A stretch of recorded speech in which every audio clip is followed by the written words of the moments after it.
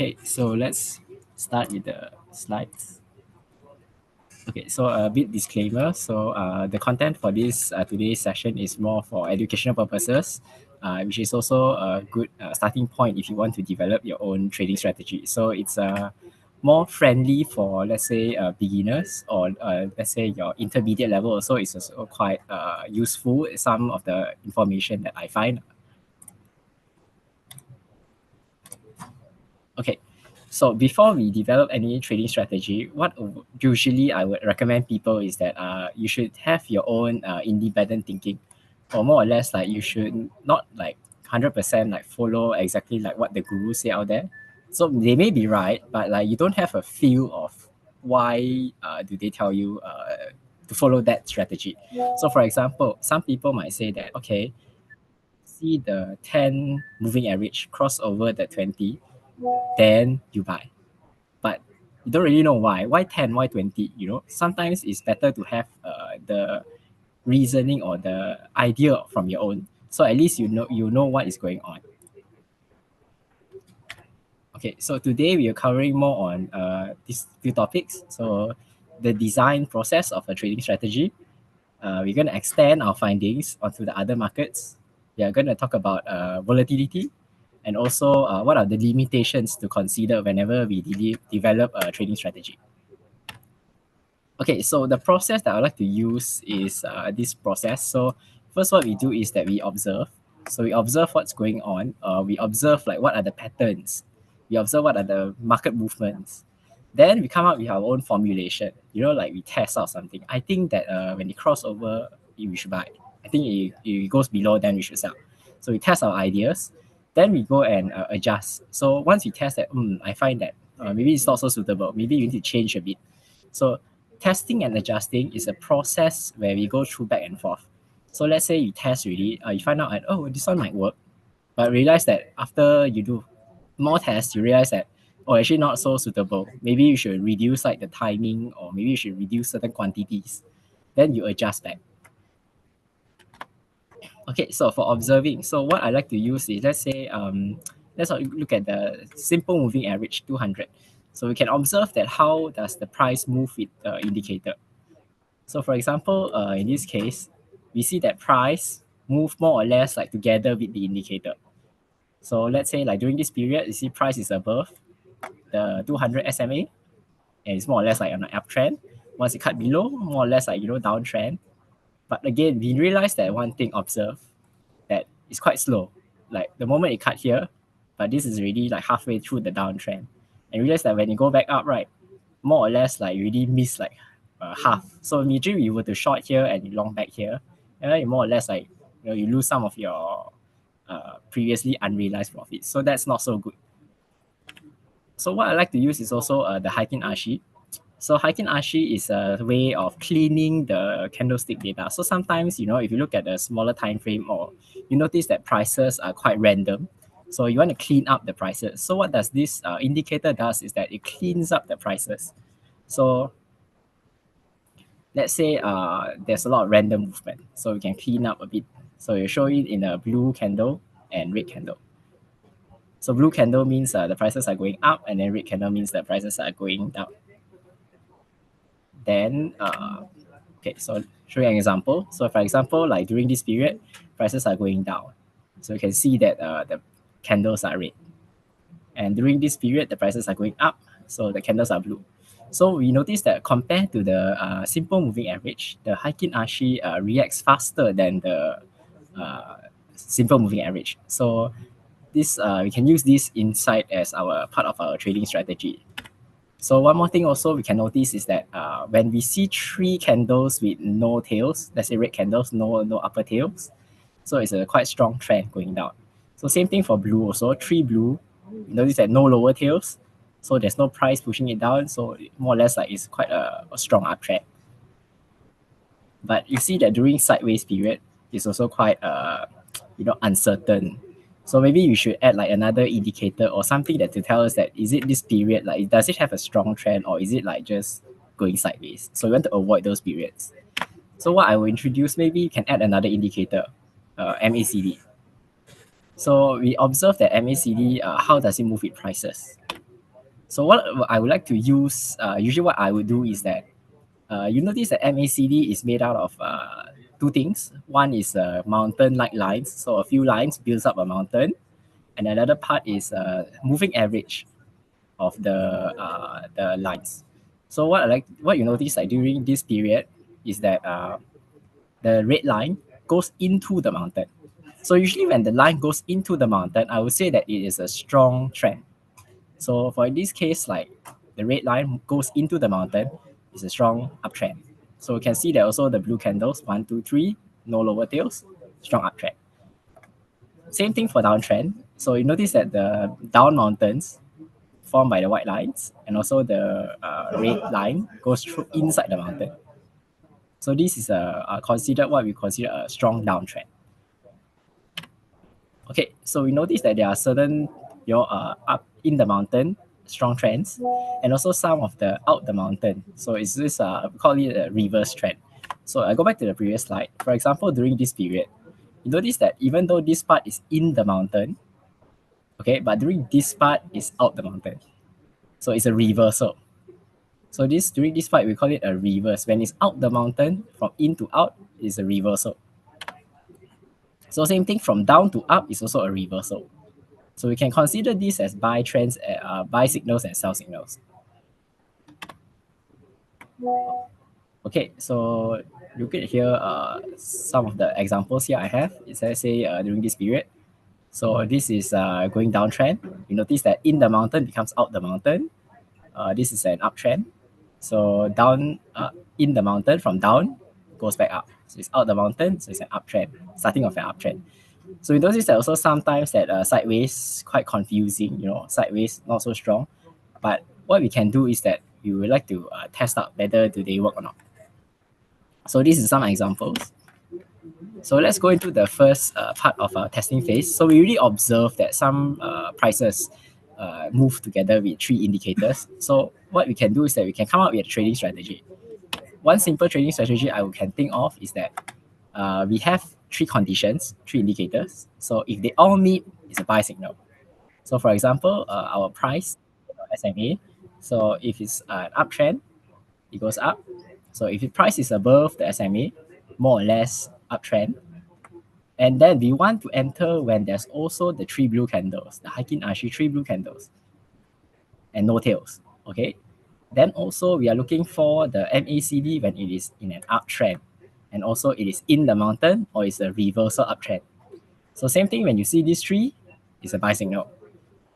Reversely also, if let's say you see price below or the red candles, three red candles with no tail, no upper tails, and also in the mountain downtrend or reversal down, so it's a sell signal.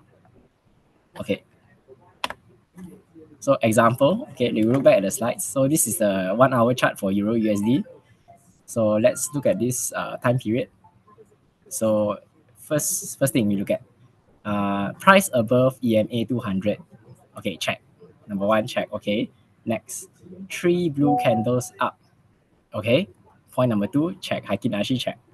Number three, MACD in the mountain. Uptrend, check. So here I will enter a buy trade. Okay. So let's say during this period, price below 200 SMA. Okay. Point number one, check. Next is Heikin Ashi, three red candles, no upper tail. Okay. This one looks like it. Check. Third one is MACD in the mountain downtrend. Okay, check. So it's in the mountain going down. So here we can enter a sell trade. Okay, next we need to also adjust our strategy. If you notice that not all periods do work, or maybe you notice that if you wait until three candles for the Heikin Ashi, then only you enter. It's a bit too slow. Maybe you will enter only after here, so you might miss the whole trend or half the trend. So some adjustment we can make is that maybe we can reduce some of the candles here. So maybe two candles I can enter already. And also maybe what about this kind of situations where it is technically in the mountain if you calculate the numbers, if you look at the actual numbers, but visually we can see that it's just barely touching. So do we count this as in the mountain or out the mountain? So some might say that, I strictly want to be in the mountain. I want to increase my accuracy.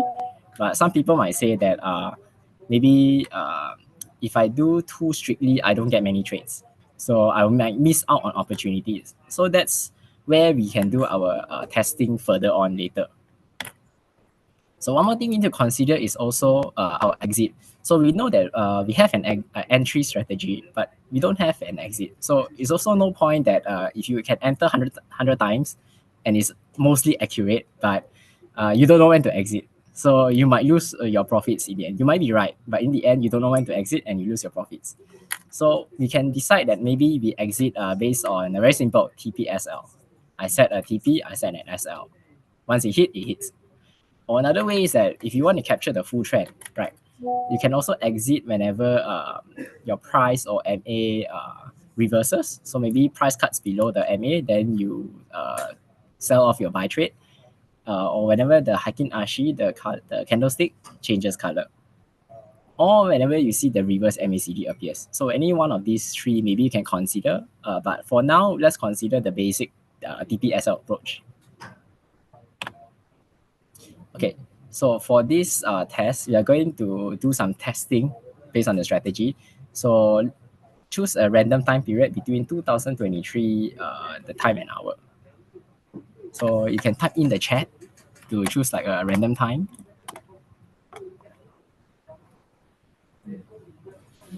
So anyone wants to test out the period?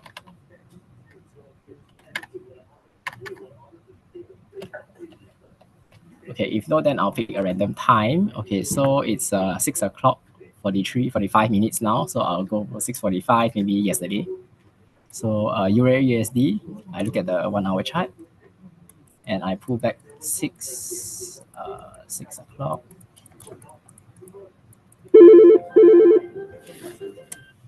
Six o'clock, let me see.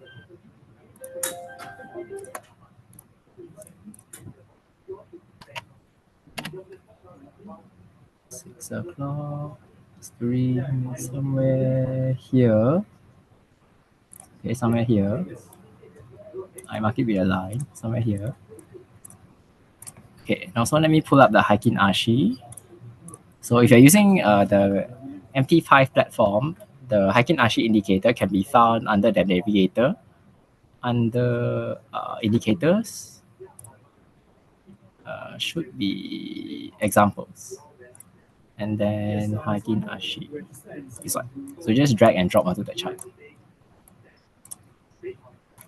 Okay, then you can see the candle. So like let's say during this period, okay, we notice that, okay, let me get rid of this. Delete. Okay. So 200 MA during this period, okay, price is below, okay, number one, check. Number two is that Hiking Ashi, two candles, okay, maybe does not really pass because there's a small red dot over here. I don't know whether you can see or not, the small red dot over here.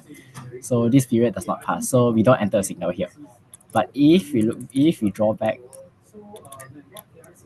to during this period, okay, we notice that one, price is below, okay, check. Number two, Hiking Ashi is a short and there's no upper tail, okay. Point number three is downtrend in the mountain. So very here, we can enter a short trade. Okay, so we go back to our slides. So now we can consider that does it work on different markets? So maybe some people, you don't trade FX, you don't trade gold, you don't trade commodities, right? You want to trade on stocks. So we want to test that whether does this strategy work on stocks or not. So one thing we can do is that also same thing, we can pull up the chart and we can also test. So for example, I have DBS here. I put it onto the chart. Okay. So anyone wants to give a random time period? You can type into the chat.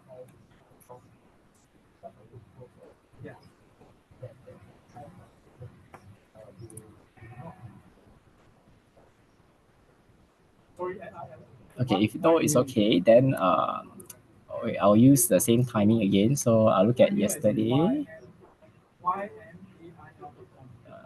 Okay, maybe 2 days ago. Somewhere here. Okay. So we can look at during this period. So number one, price above the 200 SMA line. Okay, correct. Number 2, we look at the Heikin Ashi candles. Okay, 2 blue buy. Okay, fits the criteria. Number 3 is that uptrend for MACD. So this is a reverse from down to up. So this is considered a buy. So here I can enter a buy. But then you notice that the distance is not so far. So if you calculate the distance, it's only roughly 300 points. So if your TPSL was 300, it will hit. But if it was higher than that, then it won't hit. So now you want to know that what is the optimal TP and SL. So what we can do is that once you have your trading strategy, we can do some backtesting. So let me get back to the slides. Okay. So this is where our adjusting comes in. So we take the very basic example of TPSL. So what is the optimal TPSL that we can use on certain candles, on the certain symbols? So for example, like FX, right? Some people might say that, oh, the volatility of FX is much higher than stocks. So therefore, your TPSL, you should set higher, which is true. The volatility is higher, but not all counters will work the same way. So for example, if you're using the TPSL for stocks on FX, most likely you'll get hit quickly. Your TPSL will get hit very fast. So same thing, if you use the TPSL from FX onto stocks, you notice that maybe most of the time that you will not even hit your TP or SL because it's too far away. So what we need to do is that we need to know what is the optimal number itself. So what we can do is optimization. So okay, notice this picture that how I put in adjusting like the manual way. So what we did is the manual way. You can go through every trades if you want. Manually go through every trades, test whether record on an Excel sheet, pass, fail, pass, fail. Or you can use automated algos or features that are in certain platforms. So for example, the MT5 allows you to do optimization using the algos. So what are we trying to optimize here? There are a few things you can optimize. Number 1 is win rate. So the more trades you win, the better it is. Number 2 is a profit factor. So for example, how much money you earn divide how much money you lost. So of course, you want to maximize your profit. More earnings is better. So you can maximize your profit factor, or you want to maximize your expected return. For example, maybe in the long run, you want to optimize how much money you earn in the long run. So this one parameter you can set also. So for this case, we are going to use profit factor because this is the direct measure of profit that I would like to use. Okay, so based on our strategy, if we train on 2023, it means that we run our strategy on 2023, and then we use the same settings and you apply it on 2024. Okay, so based on 500, 100 TPSL level, we notice that on the DBS counter, we would lose $120.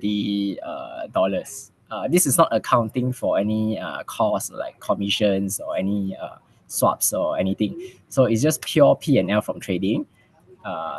From the price difference. So you just notice that we also don't set any lot size here for the time being because we want to just know what is the optimal entry and exit. So we notice that it's a 120 loss. So once you run your TP, your optimization, okay, I can show you here on MT5. How do we do it? So you notice this strategy tester tab. So if you don't see this tab, you can go to view, strategy tester, or you can type the shortcut key Control R. So once you open this, it will show you this. So in this case, I've coded up our strategy into algo here. So you can choose your symbols. So let's say we want to do testing on DBS. So I choose on DBS, and then you can choose your testing period. And also you can also choose like some latency. Usually I choose 100 to expect some delay, but usually delay won't be that much or might be more. So depending on your needs, you can choose more. And then so you can model every tick, every price, incoming price, or you can do the faster way, 1 minute, the 1 minute open, high, low, close price. And also you can set the deposit. So here optimization, you can choose whether you want to go through all the symbols. Later I'll show you the results, or you can just choose one counter. So for example, we choose one counter, DBS.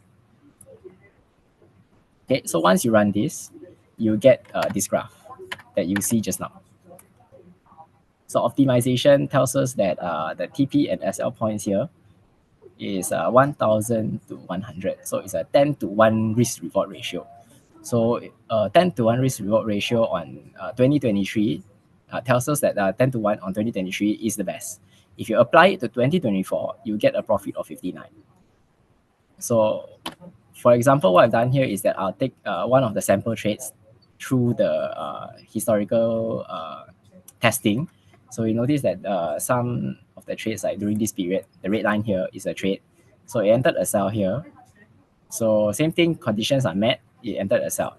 But you notice that not all the trades are good. So these are the highlighted trades that are bad, the trades that do not earn money. So you notice that, okay, see, during this period, it went down and then shoot back up. And during this period, it's supposed to be a sell, but it didn't went that further down. In fact, it just went halfway up. So this period also, it was a sell, but the price went up. So not to say that the algo is 100% correct, but in the long run, they're expecting that the algo to earn profits. So that's why we do optimization. Okay, so if we optimize the profits again, so based on, like, let's say another counters, so this one, okay. So if you optimize based on other counters, you notice that not all counters work. Okay, so these are the two counters that work, DBS and JCC, that are highlighted. And also, let's say if you're interested in all the other counters on our MT5 platform, right, under the SGX exchange. So notice that only these two counter work. So take note of two numbers. The first number is profit factor and also win rate. So the yellow column is our trading period. So in 2023, if we run this we optimize based on 2023 and we apply the optimization onto 2024, we notice that only two counters work. So let's say why you say why two counters work, but not all the counters work. So from what we can observe here is that market cap. So it's basically the liquidity of the counter, I would say. So not all counters allows you. You notice that not all counters you can do technical analysis on. So usually technical analysis works better on counters that are highly traded or more liquid. So if you have a counter that has no volatility or it's not moving, right? So more or less, if you try to do technical analysis, it will not really work in your favor, because technical analysis more or less is like if everyone thinks there's a price pullback, then most likely everyone would buy that. So it is kind of like a self-fulfilling prophecy in a way. So we notice that DBS itself, market cap and volume wise, is one of the larger ones. That's why it will work. Okay, what about US counters? Let's say you're not interested to trade Singapore counters, you want to trade US counters, and you want to apply the same strategy onto it. So same thing here, we take note at the win rate and the profit factor. So we want to maximize the profit factor based on 2023 optimization. We apply to 2024. So you notice that only certain counters work. So for example, NVIDIA, Costco, and also AMD. So these are the 6 counters that I've done the optimization. So we notice that these 6 counters work. So again, why do the counters work? We notice that liquidity is there. So more or less, you need liquidity if you want to execute certain strategies. So one thing we have not discussed about the optimization is that volatility. So volatility, when we run 2023 onto 2024, we assume that volatility is the same.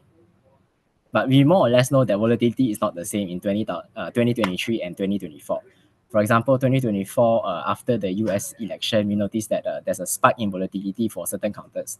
So if you say that 2023 during that period, during September, during the election, you'll notice that there's a difference in volatility. So one way to test whether volatility is the same or not, we can measure volatility. So let's use returns to measure. So returns is a very simple way to calculate returns. For example, let's say today the stock price is $10, tomorrow is $11. So it went up by $1. So $1 out of the $10 is a 10%. So what you can do here is that you use this calculation to calculate the percentage change in the price. So another way is that you take the log square return. So you take this number, you square it or you log it. So let's compare. volatility in 2023 and 2024 for DPS and NVIDIA. We take the largest counter we have found previously. So we notice that volatility more or less is the same. So maybe NVIDIA volatility in 2024 is not is much more wider, so much more changes in price compared to 2023, but more or less is the same, follows the same shape. And also we look at the logs return. So is there any spike in small changes of return or any extremely large returns? So I notice that 2024, 2023 also more or less quite similar, but maybe one or two extreme examples at the end. So next, we can look at our optimization test findings. So we notice that after optimization, not all the win rates are more than 50%. So we may say that out of 10 trades, we only win 3. But then our expected return is more than 0, which means that on average, we still earn money. Why? Because our TP and SL range has a risk to reward ratio of more than 1. So we go back to the previous example where we had optimized 1000 TP to 100 SL. So 1000 TP means that let's say we take 10%, for example. So 10% of the time you would win 1000 points, but 90% of the times you will lose 100. So what we are looking for is that a strategy, it doesn't have to win all the time, but it has to make more money on average when it wins, so that the wins can cover the losses.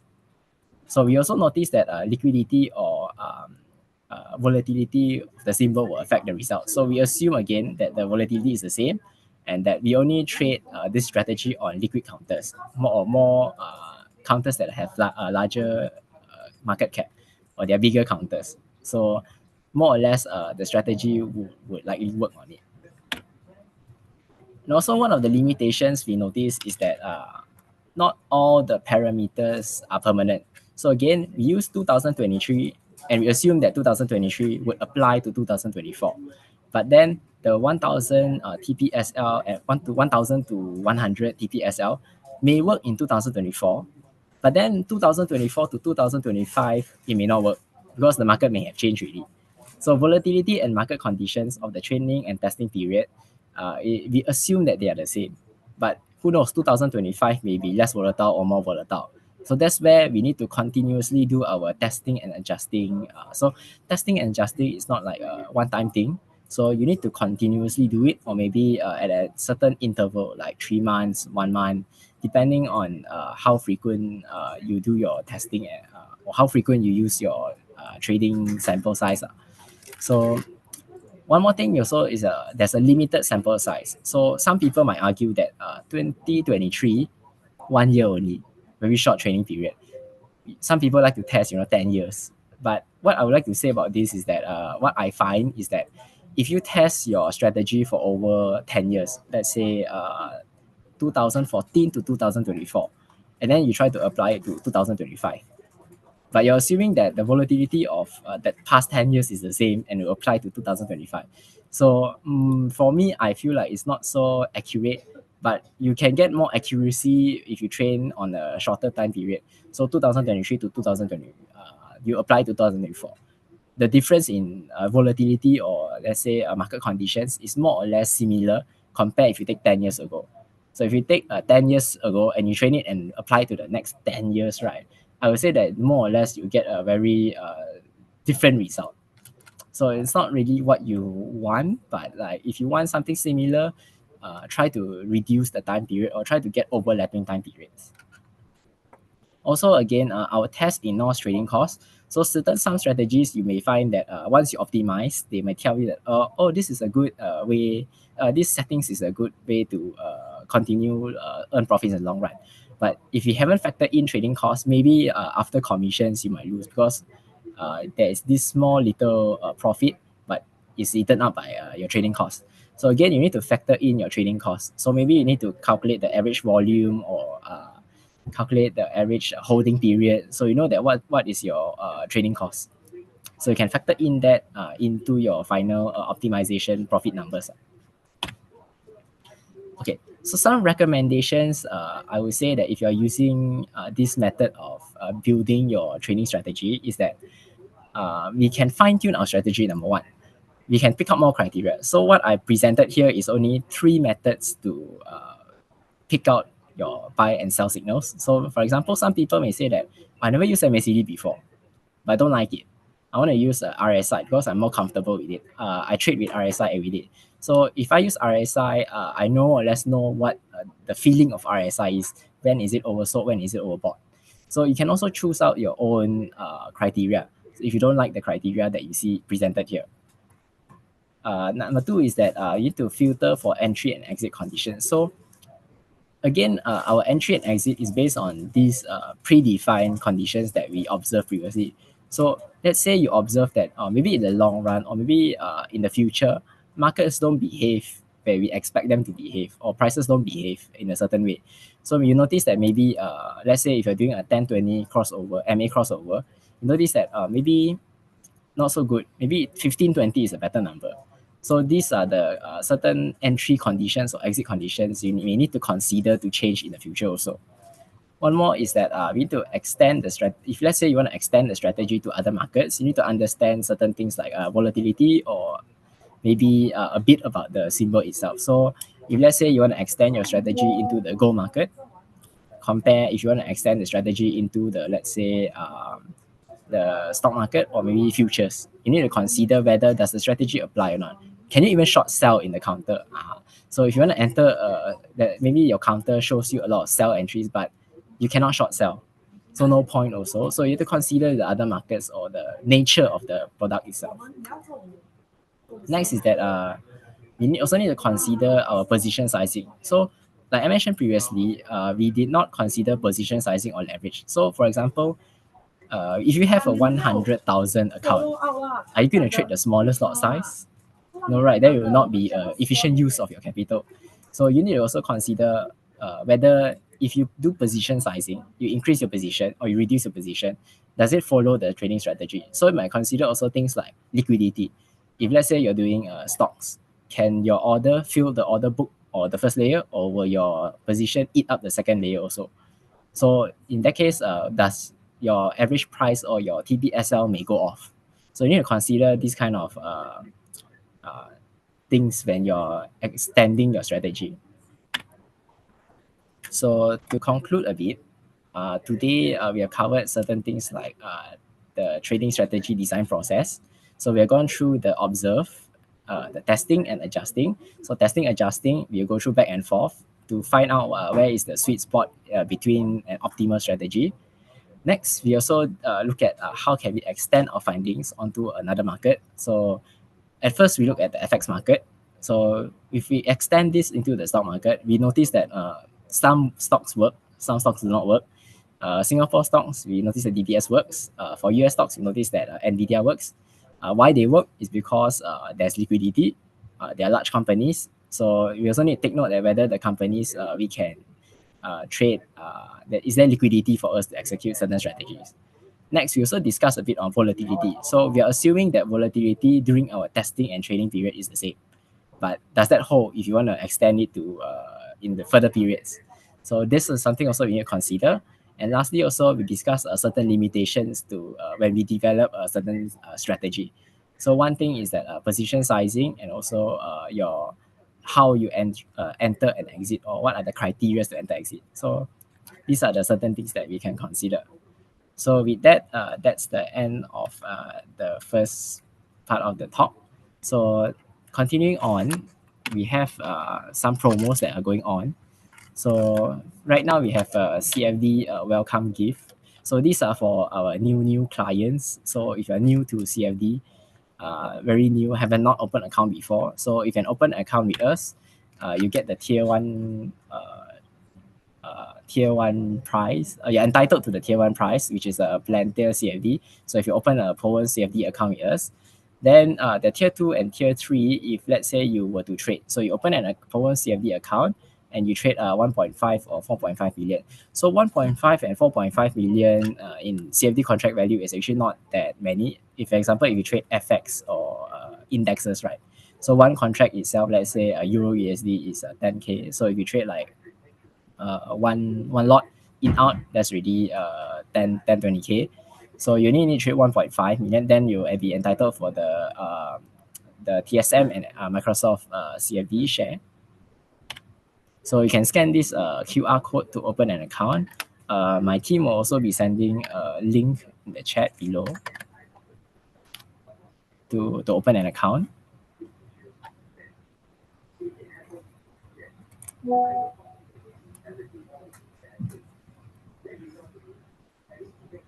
Okay, no worries. They'll send the link.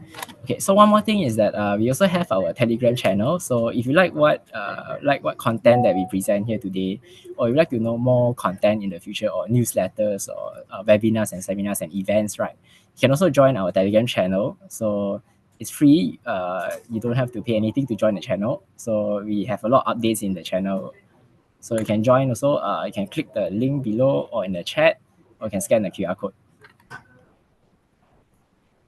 So with that, I'll end my session today.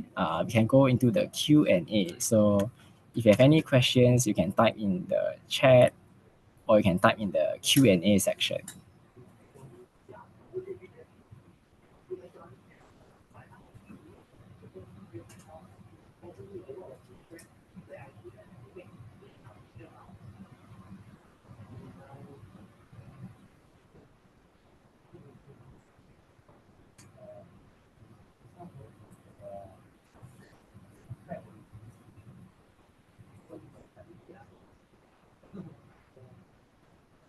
Oh, okay. So like, can we get the slides? Okay, so if you want the slides, write an email to us, then we'll send it from there.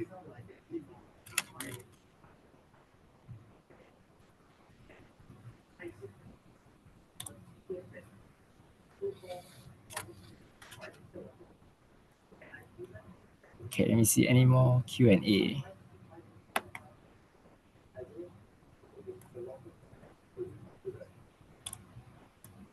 Okay, let me share back the QR code. Okay.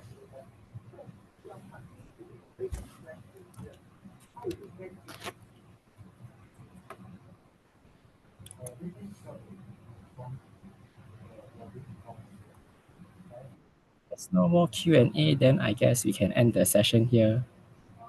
Okay, thank you everyone for joining our session today. So you can also contact us if you have any questions related to the slides or the presentation content today. Bye-bye.